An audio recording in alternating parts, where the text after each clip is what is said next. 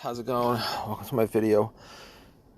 Okay, so my van is not cranking at all. Had to deliver some stuff. Uh, had to move some stuff actually to storage, and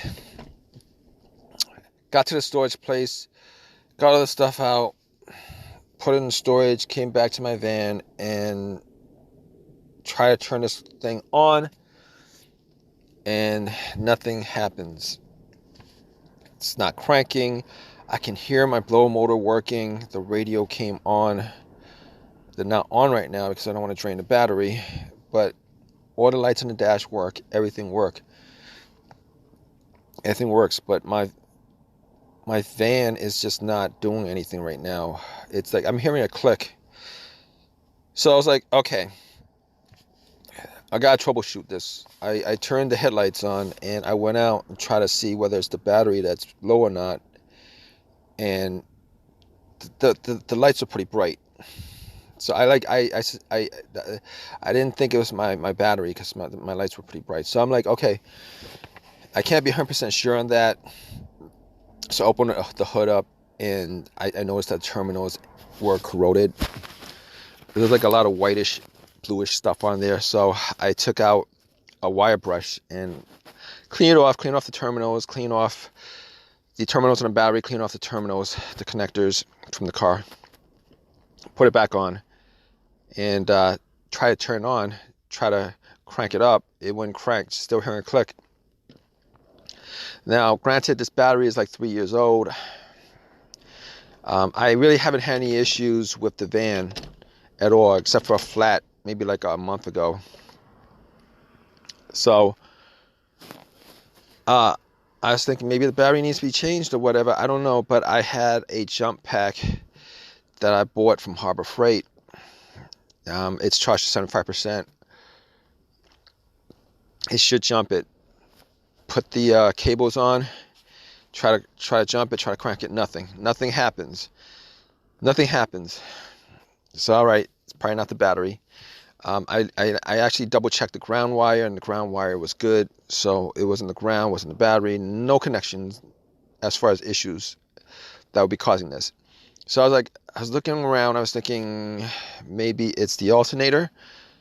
Now my van wasn't running at all. It was not running at all when, when it shut off. It didn't start. And I shut it off normally, put the stuff in storage, came back, tried to turn it on. But if you guys don't know anything about the alternator test, it's like this. If it's the alternator is causing your vehicle not to start, once you jump it, it should start up and run as long as you have the cables on. Once you take the cables off, it'll die out. So I knew it was in the alternator. I knew it was in the starter. So I was looking around some more. I mean, I knew it wasn't the alternator. I mean, it could be the starter. I don't want to think it's. I mean, that's not the first. That wasn't the first thought on my list. But I'll tell you why later. So I was thinking, moving on to diagnosing this issue, I was like, let me check the relays and the fuses. Maybe a fuse blew or something like that. Or maybe the relay is messed up. So I took the cover off the relay, the fuse box. Looking at the relays, I found the starter relay.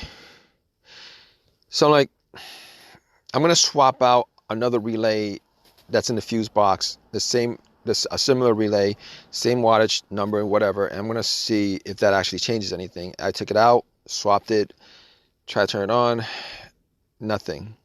I do still hear a click. So I was like, okay. Normally when you hear a click, it means that there's actually electricity going from the battery to the relay to the solenoid. All right, if you don't hear a click, then you know that's a relay problem. I really didn't need to test that out, but I did anyway just to make sure. And it wasn't the relay. I was 99% sure it was a relay. So I was looking at the fuses, see if there's any blown fuses to, No blown fuses that I could see, but that's not really a good. You'd have to take all of them out, and I mean, if I had a fuse tester with me, that's what I would have done. Did not have a fuse tester with me, so wasn't able to test all of them out. I was able to look at all of them from eyesight.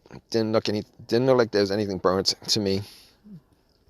But uh but recalling the issues that I had with starting problems as far as it relates to fuses, I would say that I've had two issues where a fuse caused my car not to start.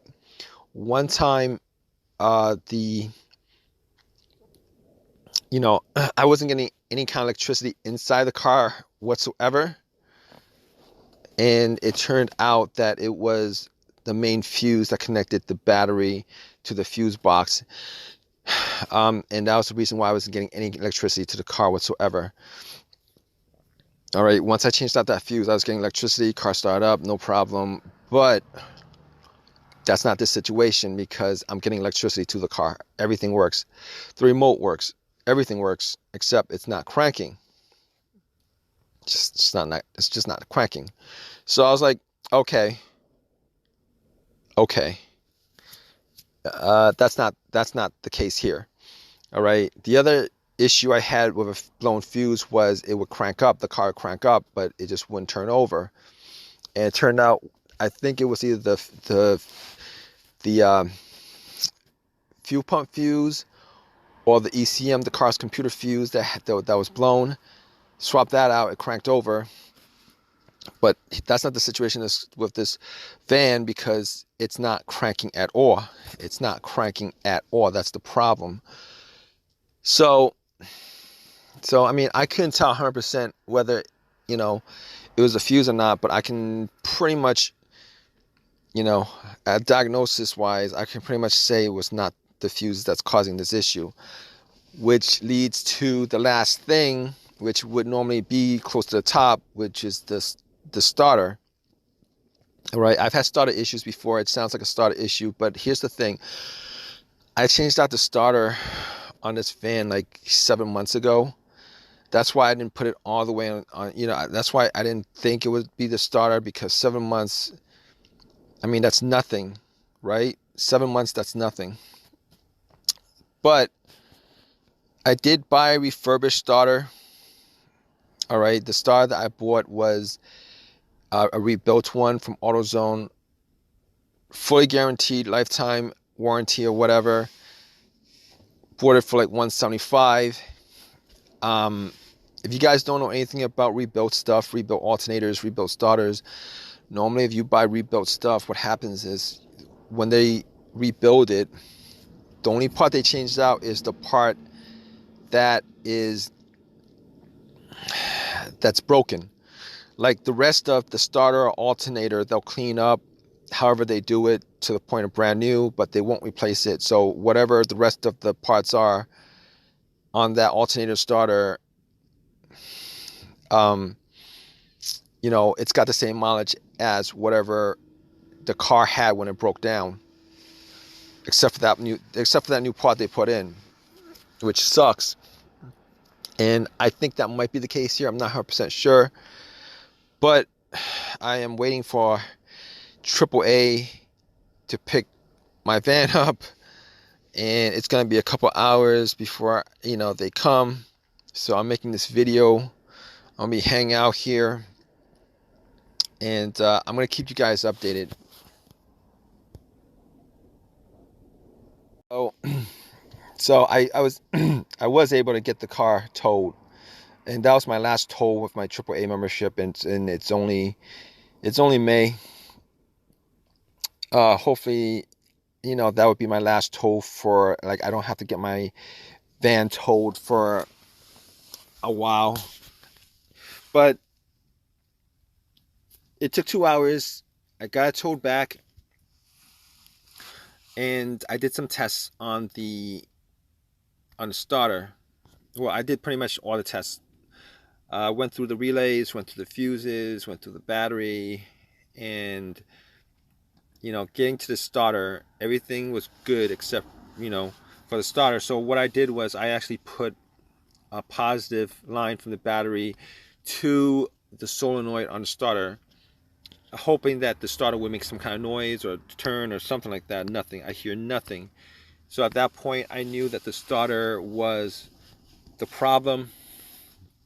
Took the starter out, went to AutoZone.